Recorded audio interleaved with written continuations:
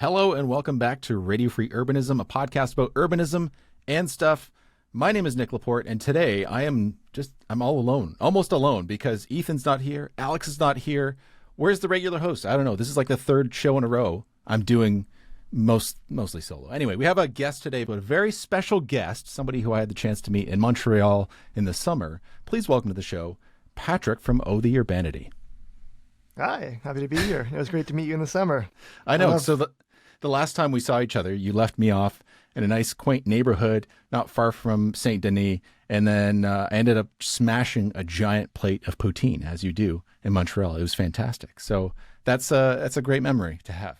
Yeah. Often after that, people will go drink in the parks because that's mostly legal here. That's so nice, right? I'm glad that it's spreading across the country in some places. I know here in Vancouver, it's becoming a lot more popular. So for the show today, it's a bit different. Normally we have lots of news articles. We have one that we're going to talk about. It's a recurring article that we've been talking about, but I know that Patrick has lots to say about it. This is question time. We have so many questions. We got questions for Patrick. We got questions for the show. So we're going to be talking about that kind of stuff. But first off, can you just introduce yourself to anybody who might not know who you are? I'm Patrick. I am one half of the YouTube channel Oh The Urbanity. We talk about housing and transportation in Canada, North America, and to some extent elsewhere, focusing a lot on bikes. And we're based in Montreal, and we like to present Montreal as a model for other cities in North America to learn from. I think that's pretty accurate. It's definitely become the urbanist paradise of North America, especially for cycling. It's absolutely incredible to be there. I have so much footage from Montreal, but I haven't found the right video that I want to make yet. And I've found the one I want to make, but I didn't take enough footage of that specific thing to actually get it done. So I'm like, maybe I have to just go back and get some more footage. Definitely come back, but also I can get the footage for you. Okay, well, hey. That's no problem. We'll make it happen. Yeah. But yeah, what a wonderful city. It was so fun to visit, especially in the summertime. It's so lively. We have lots of questions for you later, but right now I have just one. So you had a video that you put out a little while ago, and it's raw footage, and I'm going to put it up here on the screen for people if they want to see it. And it's proof that cycling works even in North America. 30 minutes of Montreal rush hour. So it's just showing cars and bikes go by. So I showed this to somebody who's a skeptic of, the urbanist revolution, cycling, etc. And they said, oh, this is cherry picked. This is cherry picked. So I just want you to answer that, because I know you guys answer a lot of these questions in your videos, these, rebuttals. So what do you think about that? Is this cherry picked? Well, it depends what you mean. So the thing is that a lot of people in North America that just have no sense that, yes, like cycling is an actual mode of transportation that people actually use. And it's cherry-picked in the sense that, like, this is not all of Montreal. There are definitely neighborhoods that are less bike-friendly, and, they continue to get more bike infrastructure every year. But this is the busiest bike route in Montreal. There are half a dozen to a dozen other routes where you could have almost similar volumes to this. But this is a totally normal scene in Montreal along the Saint Denis bike corridor. You cannot walk down Saint Denis and not see a ton of cyclists.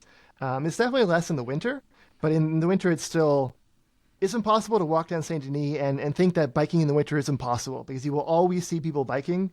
It's not quite the same crowds as in the summer, but it's still very visible, and that's how we got into biking in the winter. But yeah, this is it's a normal scene from the more bike friendly parts of Montreal. I just went out there at rush hour, set up my camera, and it wasn't like choosing between multiple takes or anything. I just set it up and press play. It's awesome. I love this video so much. I mentioned it in one of my videos recently just because it really displays how many people can move along a corridor, like just so plainly. It's like, there it is. Like you can just watch it happen. It's so cool. And it was such a wonderful corridor. Spoiler alert for anybody who's listening. This is the video I want to make, is just about Saint Denis specifically and corridors like that, because it is such an amazing transformation of a street that's so common in many places across the continent. I'm thinking about so many streets here in Vancouver that are so popular to be to, but when you go there, you're like, wow, there are so many cars here. You can't bike through here. It's terrible. So it's a wonderful place. Anyway, Even as a pedestrian, we used to live quite close to it, and just as a pedestrian, we would go there more often after the changes were made because it also had Yeah. other more crossings, and just it's a nicer place to be. Yeah, 100%. Absolutely. And that's the thing I think I'd love to see is just make them better in that sense. So the story that we want to talk about, obviously, is something that's been going on for a while, and that's what's happening in Ontario with Bill 212, the Reducing Congestion, Fixing Gridlock, or whatever stupid fucking name they have for this bill. So there's been a development where they've added something. So the Ford government's controversial bike lane bill will prevent anyone from suing the province if they're injured once the bike lanes are removed.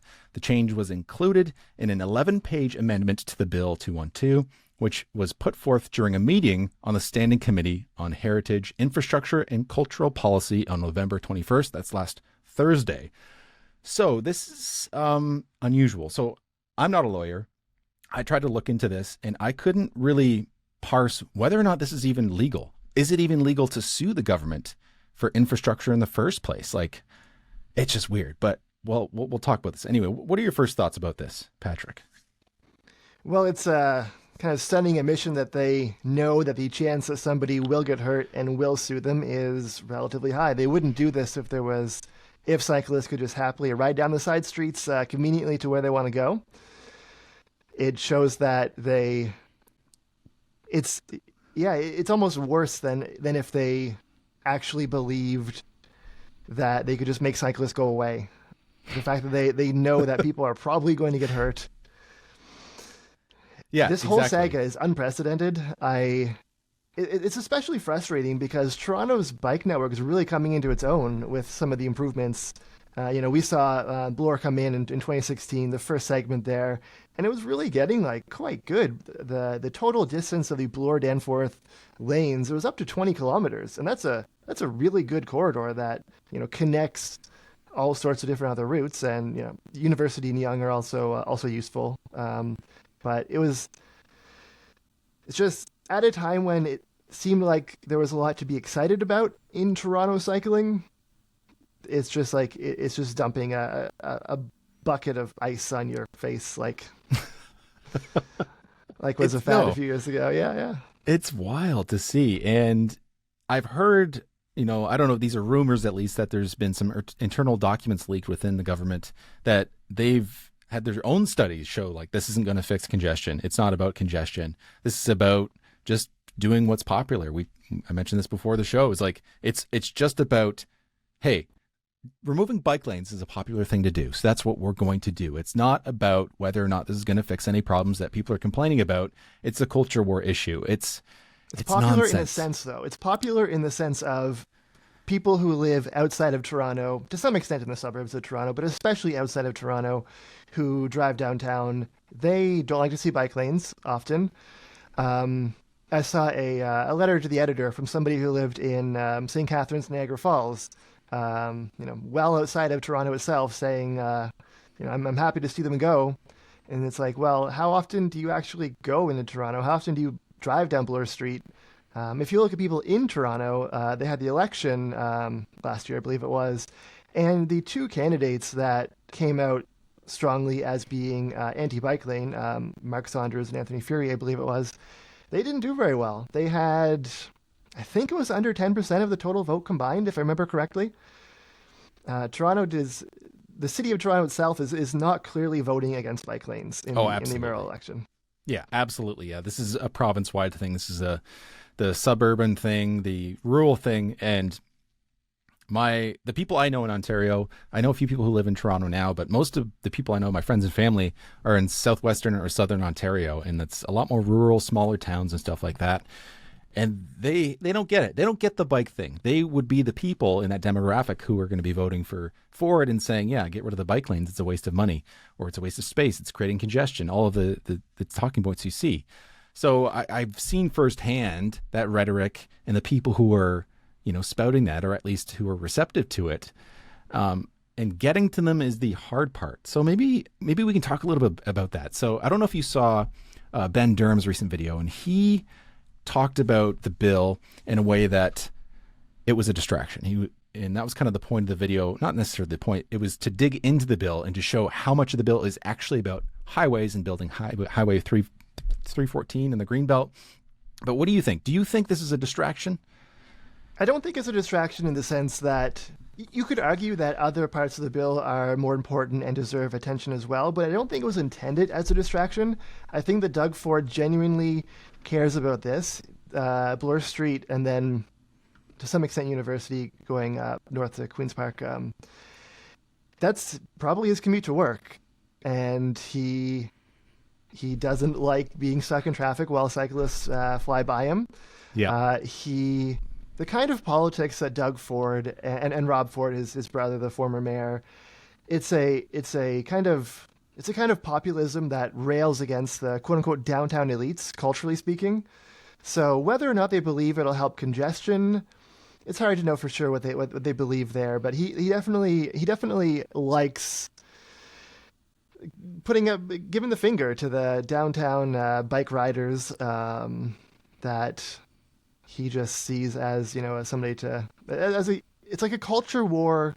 It's an annoying culture war wedge issue, I guess, that and on the topic of people from outside of the city who really don't get it, I think I can understand it to some extent, honestly. If you're from a rural area, I grew up in a rural area, the idea of bikes for transportation, you might have never experienced it.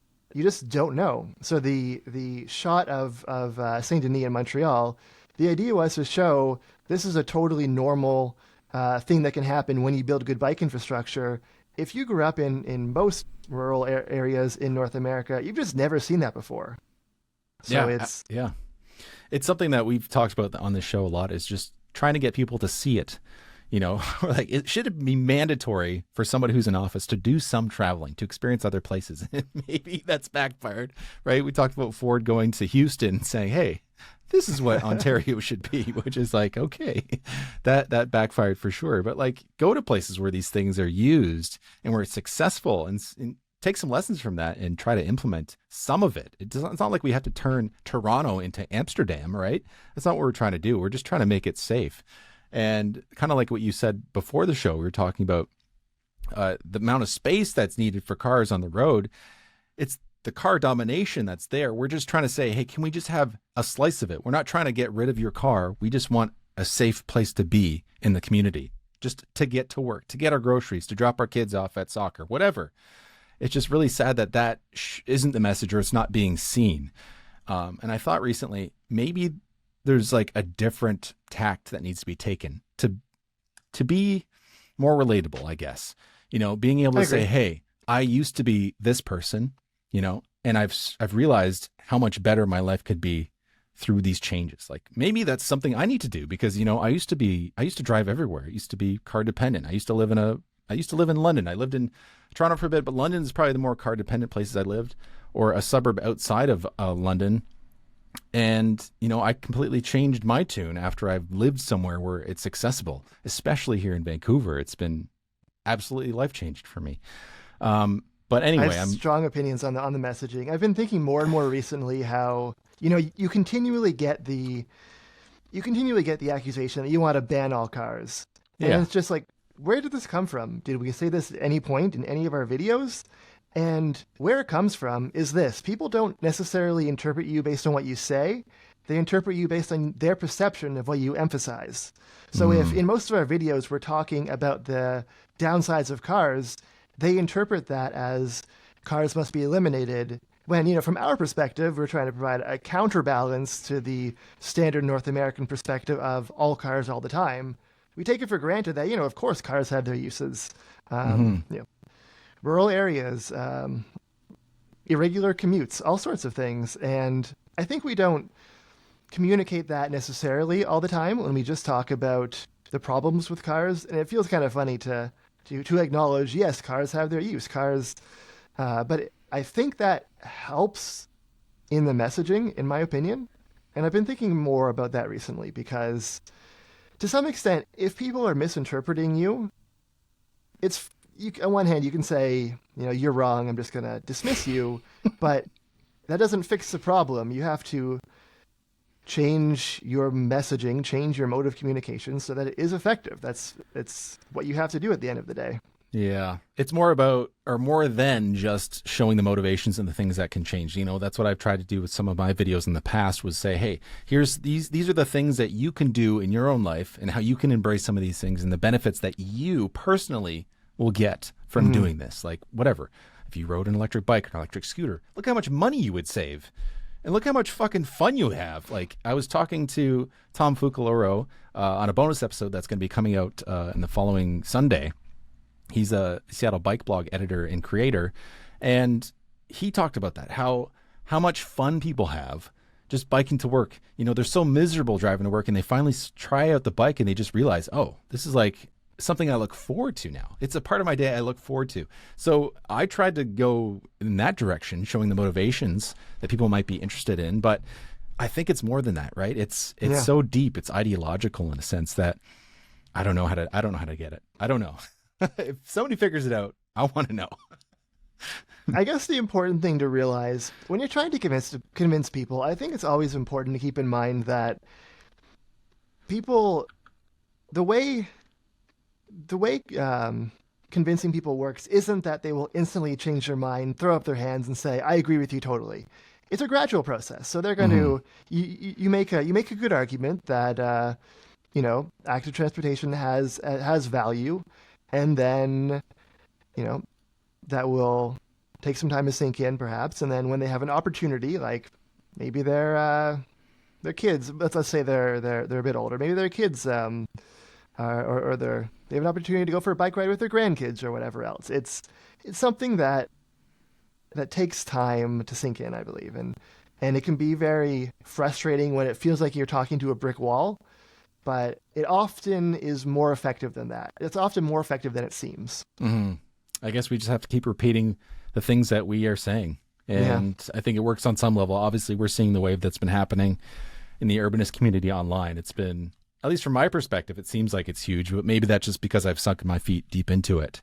I think there's a generational change. Like if you watch younger people today, younger than us, they're enthusiastic about transit in a way that I don't think was really the case in the past, at least from what I remember. Like transit is cycling as well, but transit has become kind of a cultural phenomenon. Like being into trains, that was not.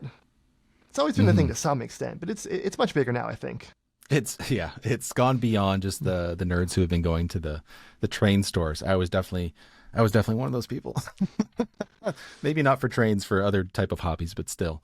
But if we could roll back to this original story, this update with Bill 212. So basically banning lawsuits, which, again, like I said, not a lawyer. It's something to do with a notwithstanding clause, which is supposed to be like an emergency action by the government. All that stuff doesn't matter. I think the most important thing, to reiterate what you said, was just, this is an admission that this is dangerous. This is an admission that this change is going to be bad for people who are going to be riding bikes, and people are going to get hurt. They are going to get hurt more. Like, people are already getting hurt. We know this. Vision Zero has not been reached in any city that I know of in North America. Maybe there's one or two that they've done it in smaller cities, but generally speaking, we're not there yet. It's especially not in Toronto. Like, I had the chance, last time I was in Toronto was probably summer of 2023, I think. And I biked around and I was like, I was hoping it was going to be a lot better. There was definitely some good stuff there. There was some great separated bike lanes that I got to experience, but overall I was like, this is not the top 10 for sure. It depends where you're going a lot. Absolutely. Bloor really does help for a lot of east-west trips, and that was my, not daily, but multiple times per week commute to the university. But yeah, if you're trying to go north-south, it's not necessarily as easy. Yeah, absolutely. Skitch in this chat says Hoboken. So yeah, I thought I heard something. Hoboken has reached Vision Zero, at least for the time being, and that's pretty cool. Yeah, so being a small municipality, it's if you have zero and you're a small municipality, they've done a lot of good changes, but it's in a sense a small sample size. Yeah, it's different than, a giant city, metropolitan like Toronto, making that happen. But yeah, we'll continue covering this. Obviously, the whole situation in Toronto and Ontario, it's endlessly fascinating. Me, I'm sure for you as well, somebody who's lived there. I lived there for a few years, and it's close to my heart. I'm even supporting the team this afternoon. Go Leafs, go. I just feel bad for all of our friends there. I can't imagine, Yeah, honestly. no, that's insane. I think about the things that have happened here in Vancouver over the past 2 years with our new mayor and council members, and it's been very disappointing, right? But it's nothing like the premier coming down and saying we're going to get rid of bike lanes. Like it's so far from that. It is unbelievable. But maybe, hey, if we had voted in a conservative government that we were very close to doing just a month and a half ago, things might be going that direction. It's very scary. Oh God, yeah. But anyway, we'll see what happens. We're going to keep following that. But let's get into some questions. And I know we're only 20 minutes into the show, but I'm telling you, we got a lot. So starting with questions for Patrick, because we always have to know when we have a new person on this show, a new guest, the first thing we have to ask them is, what's your origin story? Where did you come from? And how did you get to where you are now as far as it comes to bicycling? Or sorry, urbanism in general. I grew up in small town rural Nova Scotia. I was always interested in geography, so that ties into some of the urbanism stuff. But I remember being very happy and proud of myself biking to school in, I think it was grade 4, and I was also, it was a big sense of accomplishment being able to bike across town to a big park in the inner town, and I just always loved that. It kind of went dormant for a while, moving around to different places, and then I moved to Halifax for my undergrad.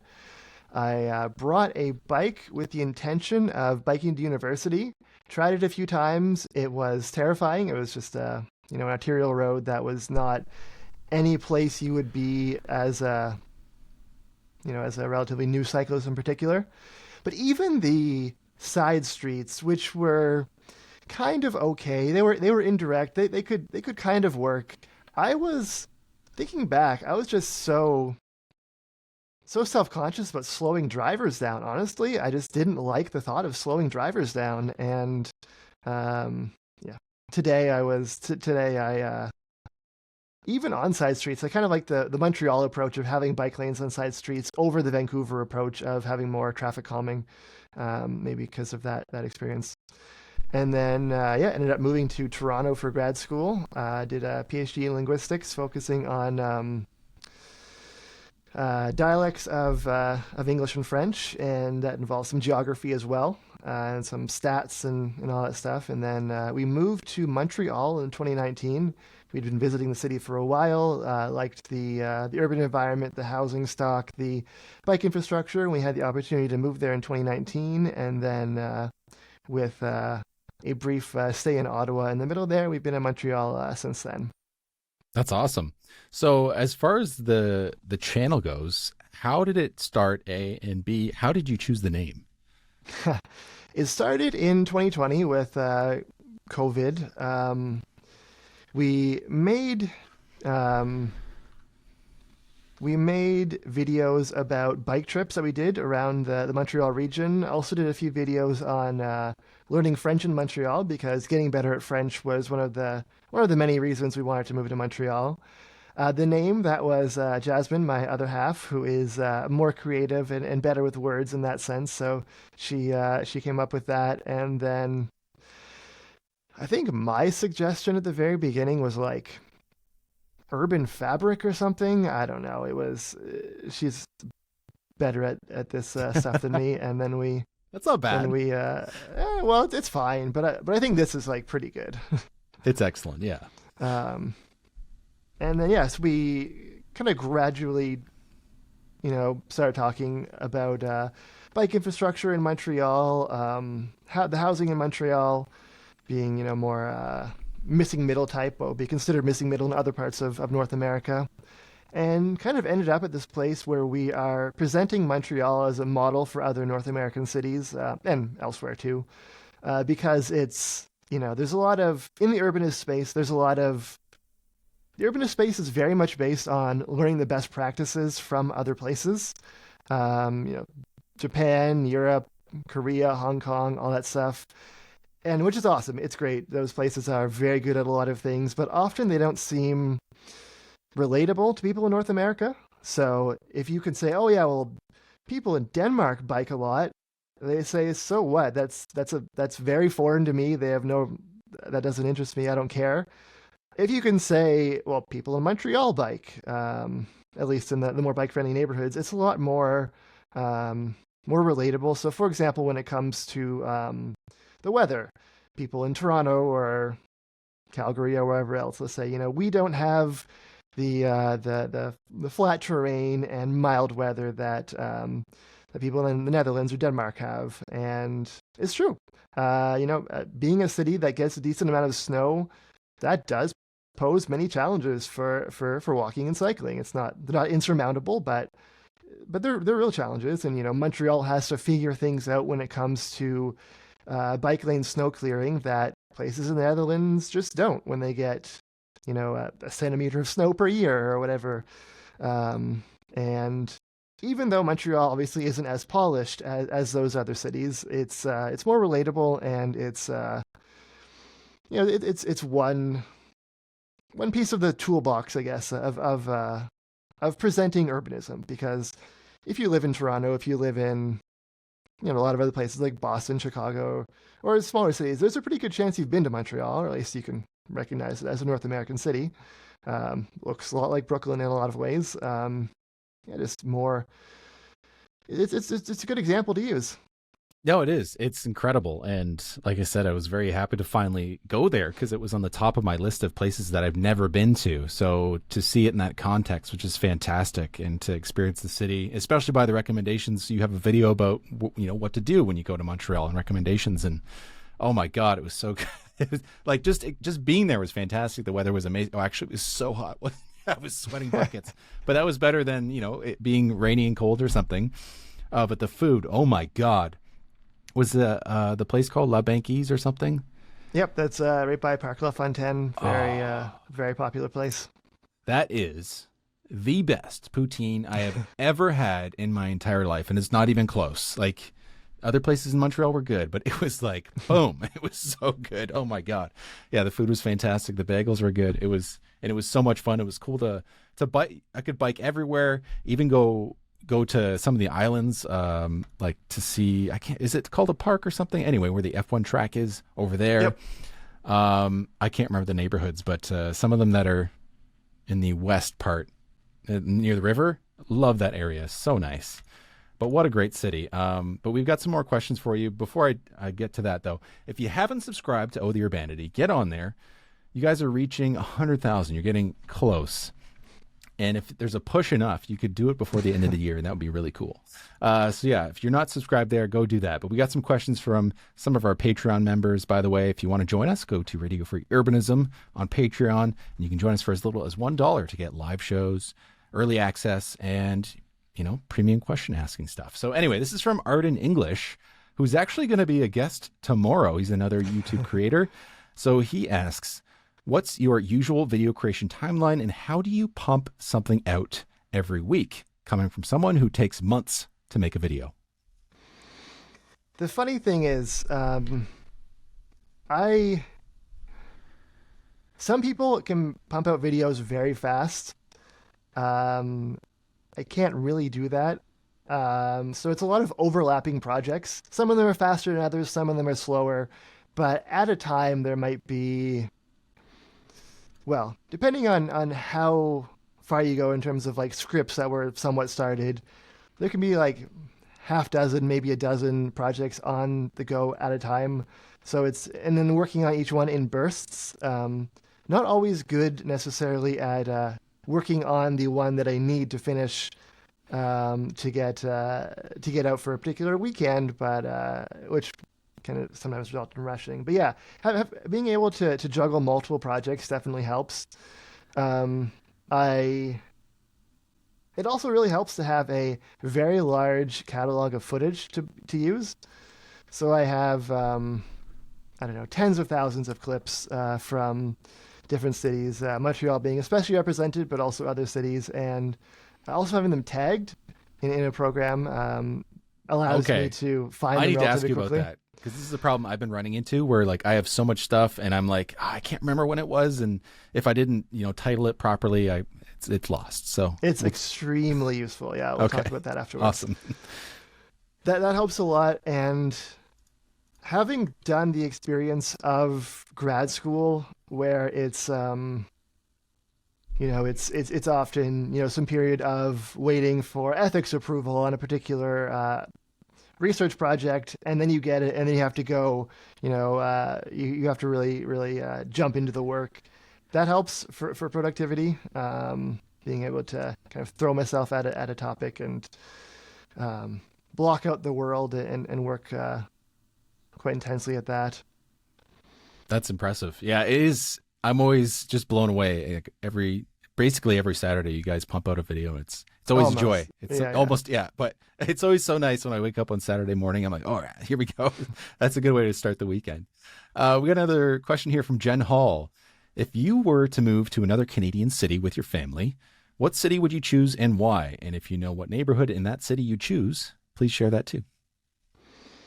I mean, in general, the answer is probably Toronto, because we lived there for a while, and although it's not quite as advanced as Montreal is on a lot of these things, especially pedestrian streets and stuff, it's very good transit, walkable neighborhoods and everything.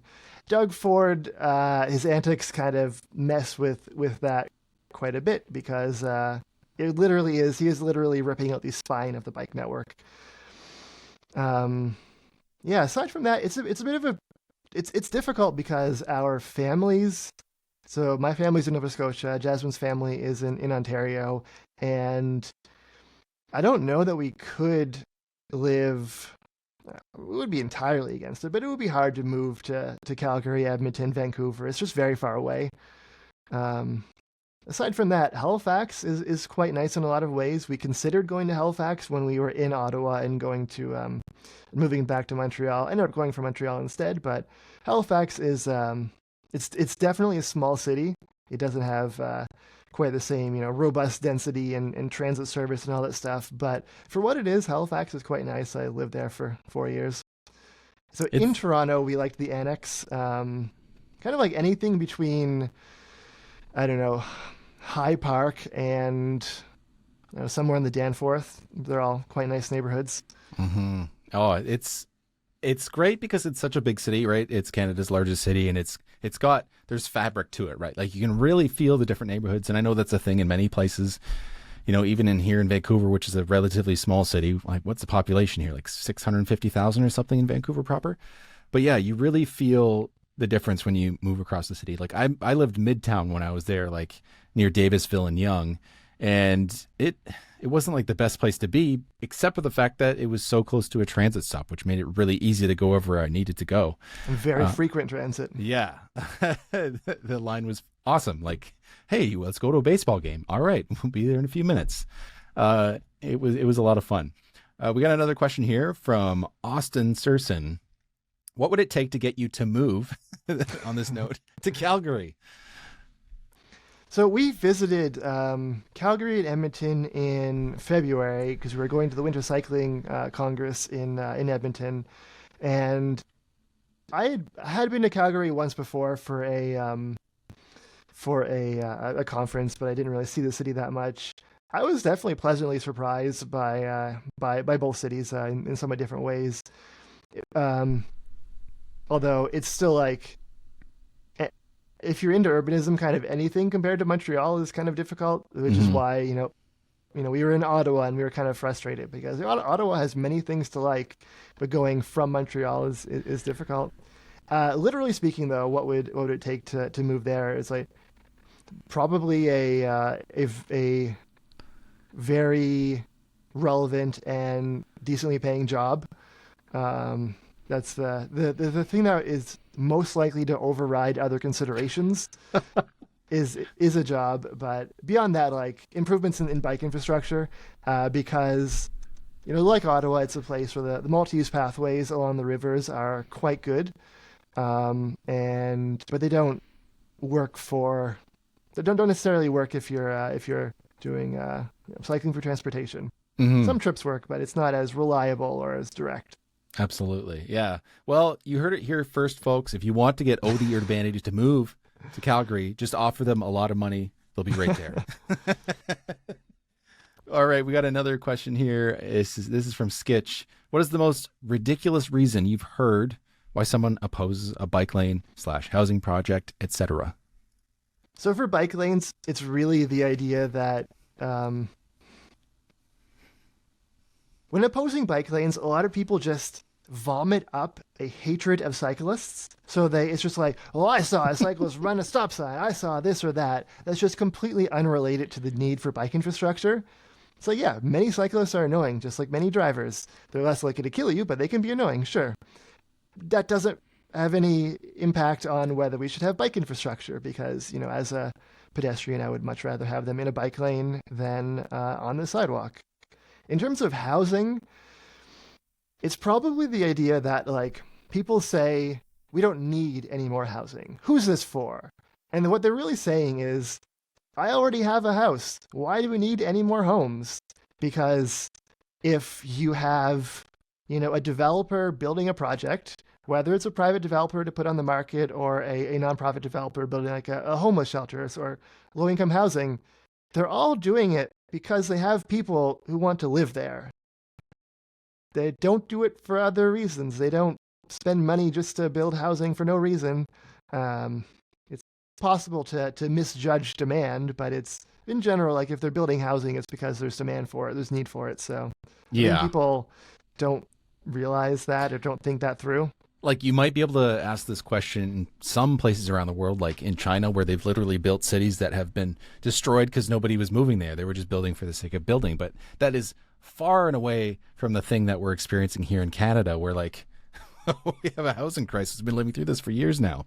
It's wild. Like, people can't leave. I can't move. I have to stay here. I'm thankfully rent controlled at a decent price, but, like, we can't leave. We're going to be spending way more if we moved anywhere. Yeah. But the thought that, building housing, we don't need to build housing, especially in Canada, is just wild. But and I the did thing see... is, Sorry, go ahead. The thing is, it's like, okay, let's say Vancouver builds so much housing that it ends up being too much. It's like, okay, then prices go down. They stop building for a while until the demand matches up to the supply. It's like, this is just not we don't do this in any other thing. Like, we don't micromanage how many laptops is Apple or Lenovo able to build. Like, we're worried about you building too many laptops. It's like, okay, if you build too many, then you'll have to sell them for lower prices, whatever.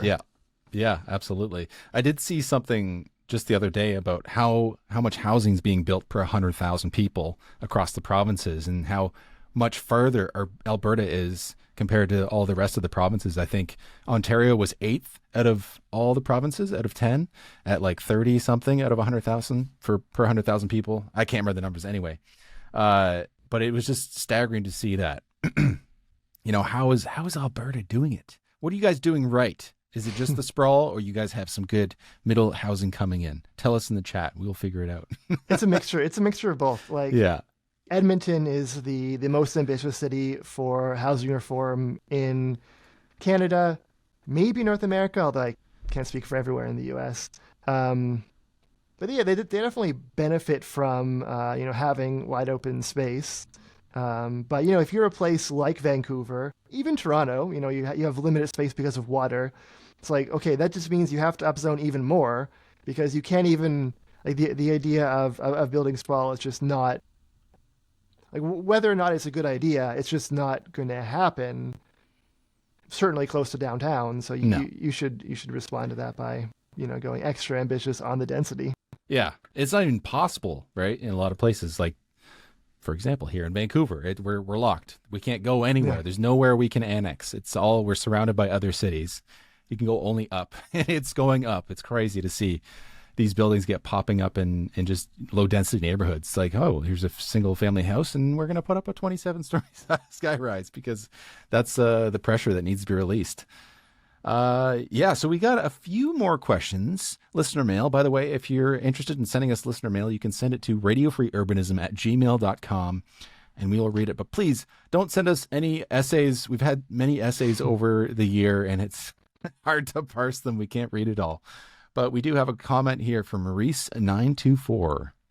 which says, great bike paths here in Arlington. And I believe that's Arlington, Virginia, which is across the river from Washington, D.C.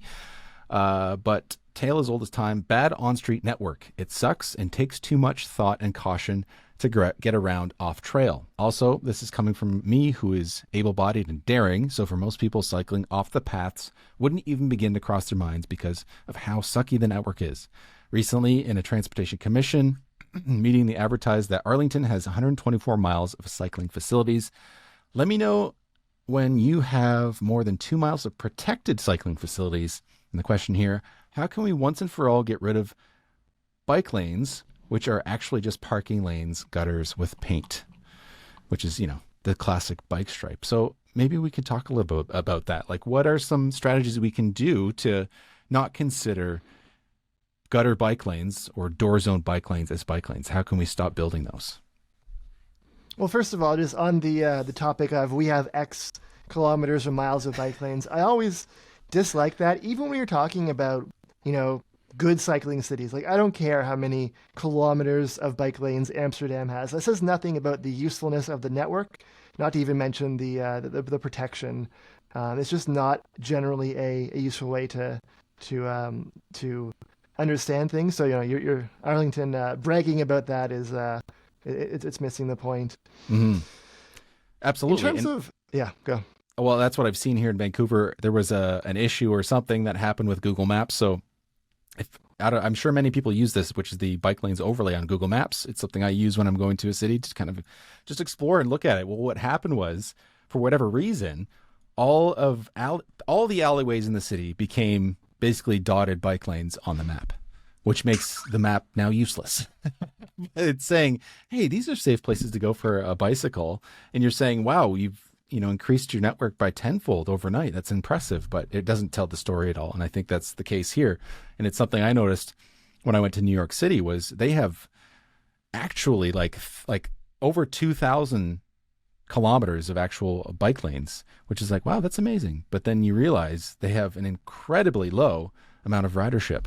I mean, they have tons of people on transit and things like that, but you compare it to a city like Tokyo with less than 50 kilometers, but they have, 15 to 16% modal share. What's happening there, right? It doesn't tell the whole story. But yeah, anyway, you were going to say. Well, it kind of goes back to the question of political will, in a sense. Like, why are some cities more willing to take space and create wide protected bike lanes and others are not? And I don't fully understand some of the cultural, political factors behind that. I've been thinking quite a bit about why Montreal is more ambitious on these things. Probably going to make a video on that because, people want to replicate it in other cities. And I don't exactly know the solution from a political perspective. I do know that, in terms of technology, if we saw in Miami Beach, I think it was, they had a little armadillo. I don't know what you call them. Little installations. Yeah, that's what they call it. They're like the white and black striped things. Bumps. Yeah. Separating from the bike lane. It's not protection at all. It's not you wouldn't call that a protected bike lane, but it stops people from being able to, drive in it easily or without realizing it. I really do think, though, because we often hear people say those bike lanes in Montreal, don't people park in those all the time? And the answer is like sometimes, but not that often. Like I don't really encounter people parked in bike lanes that often partly because they just get a lot of use, and it's hard to not realize that you're in a bike lane when there's this big string of cyclists behind you. Obviously, there's a chicken and the egg problem because how do you get a lot of cyclists if people are parking in the bike lane? But I think. Yeah. And that depends a lot on the infrastructure, right? Like if you're building a network where you actually have separation and it's not just these armadillos that we're showing on screen. I actually saw some of these in Seattle when I was there too. That helps, obviously. When you just put paint on the side of the road, it's going to get filled up with cars. But like you said, chicken and the egg. But the Overton window is shifting, and we're starting to see a lot of cities across the continent take this seriously and make the changes to make their cities better for cycling, which is fantastic.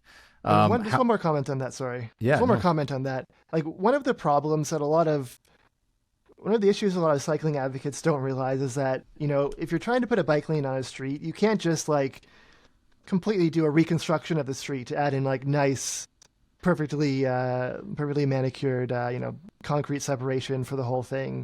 It goes along. Most cities are doing this, are timing the permanent installations like that to their road reconstruction or resurfacing schedule, which not always, but to a large extent. Mm-hmm. And so that's why there are some, in between measures like Jersey barriers or Toronto barriers. It's a similar thing where it's like it's a temporary installation that you can put in the bike lane, or no, ideally not in the bike lane, but put separating the bike lane from traffic. It doesn't require completely ripping up the road to install, but it provides pretty decent protection, all things considered, without having to completely redo the road, because there just is a schedule for that kind of thing that you can't necessarily change. Mm-hmm.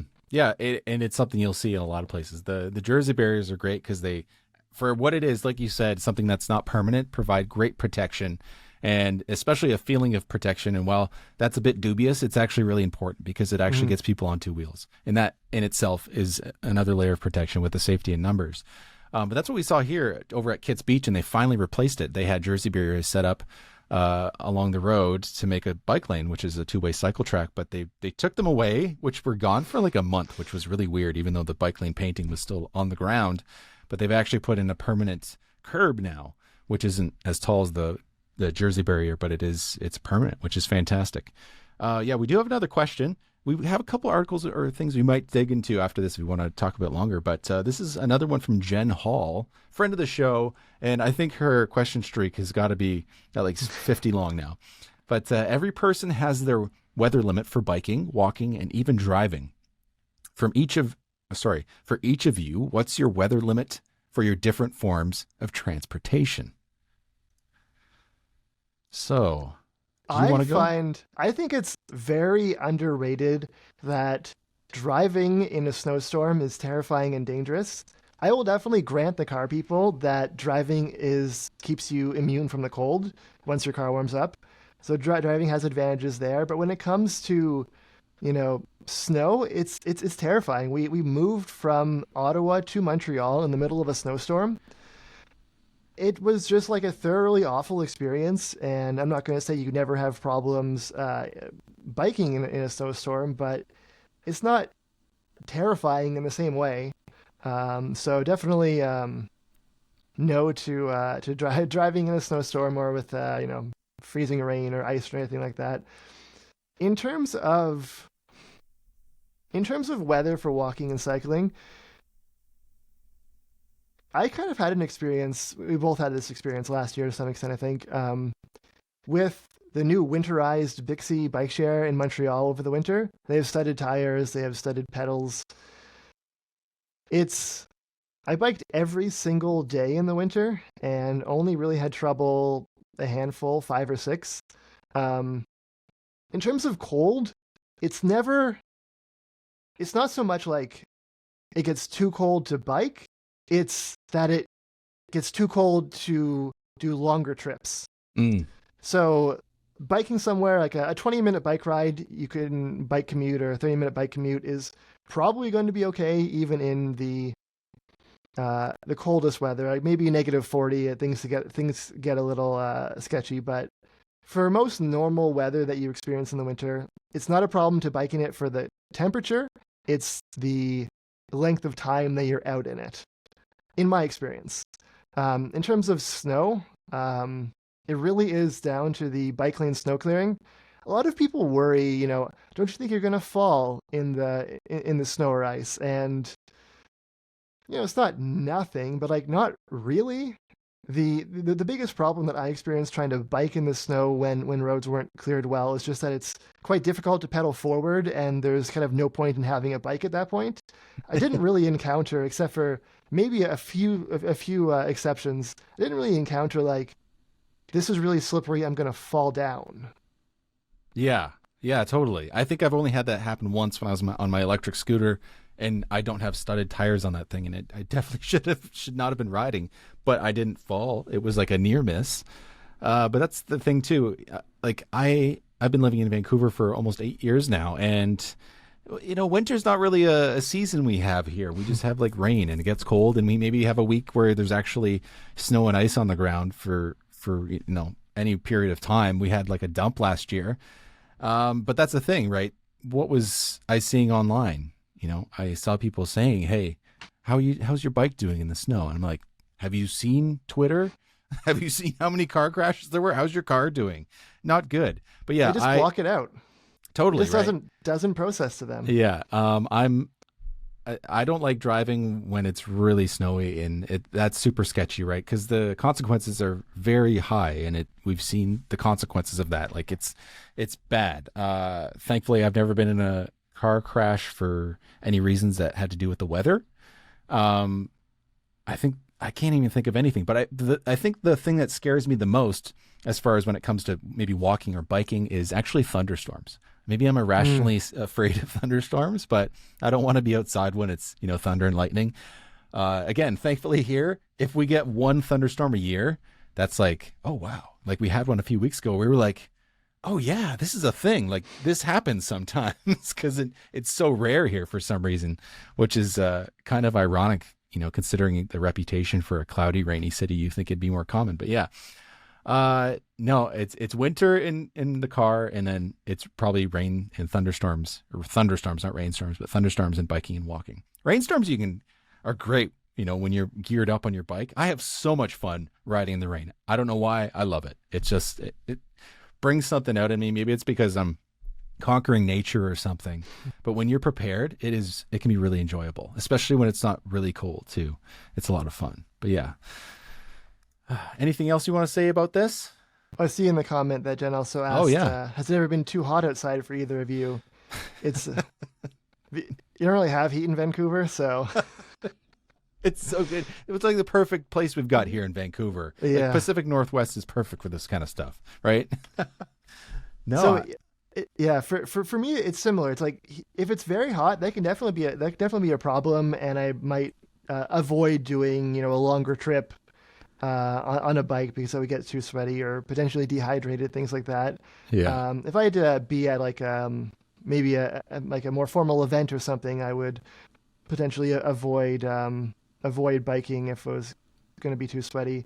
But yeah, it's more about changing what types of trips I would do, reducing the range of possible or acceptable biking trips, as opposed to once it gets above this temperature, I'm going to avoid cycling completely.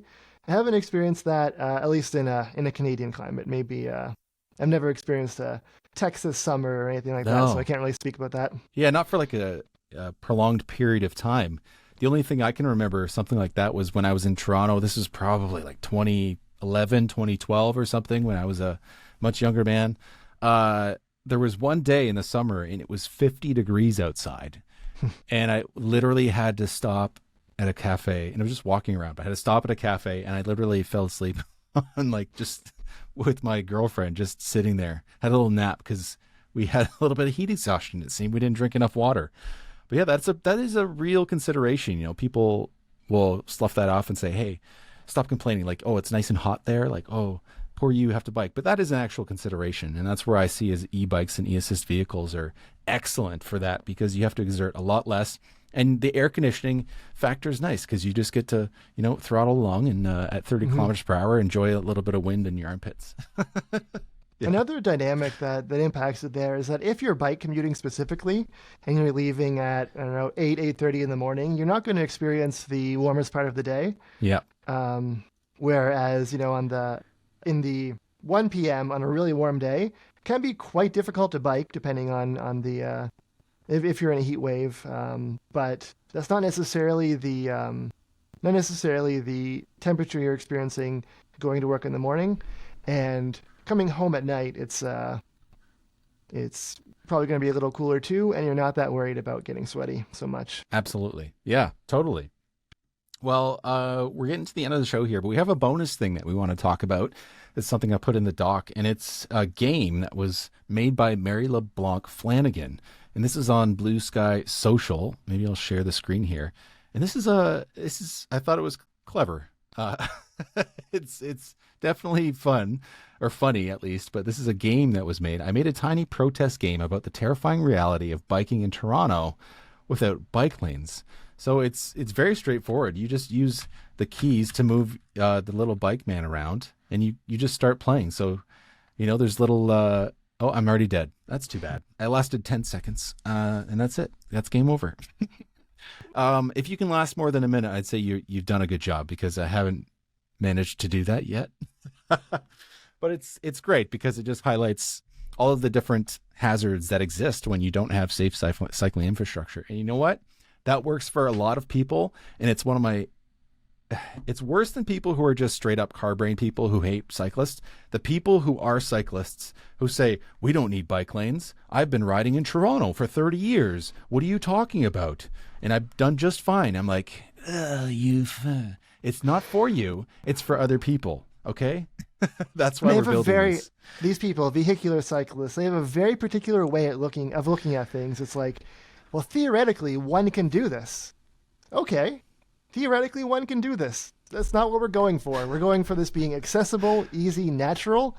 Yeah. And I've argued with lots of these people in the comments on YouTube, other places, and they're just completely uninterested in cycling being a widespread, accessible thing. I think partly it comes from wanting it to be a badge of courage and honor to be able to handle this tough environment. And it's one of the weirdest and most frustrating strains of thought that you encounter. Yeah, it is very frustrating. But again, like we talked about, the window's shifting. I think we're moving in the right direction. Maybe the pendulum's swinging the wrong way right now a little bit, especially in Ontario. Across the world even, it's kind of going backwards a little bit. But I think we're going to be moving in the right direction as time goes by, which is nice to think. I'm taking the white pill, right? I have hope in my heart, and we'll see how that actually happens. That's all I can do for now. But as we come to the end of the show here, Patrick, this is the moment where we get to say, hey, if there's anything you want to shout out, anything that you're working on, or just to link us to what you're doing, please go ahead. Shout it out. Just our YouTube channel, Oh The Urbanity, with an exclamation mark. That's it. That's it. Yep. There you go. Super easy. You guys are active on Twitter still? Or did you move over to Blue Sky? No, not Twitter so much. Blue Sky, yeah. Okay, cool. Yeah. Because I just got over there. It's a whole new world. I was never on Twitter much before even. I got on the Threads somewhat, but now it seems that whole crowd that I was interacting with on Threads is now on Blue Sky, so I now have to transfer over there again. I think we also have an Instagram. I don't use it. Jasmine runs the Instagram. Okay. But I think we also have it. Cool. Oh, The Urbanity. Yeah, guys, check it out. And check out the most recent videos that Patrick and Jasmine have been putting out. They've been fantastic. I love the one about sidewalk riding. That's my favorite. So yeah, anyway, you guys know me. I'm Nic Laporte. You can find me at Nic the Door in most places. And with that, 2 wheels good. Don't forget to bike and subscribe.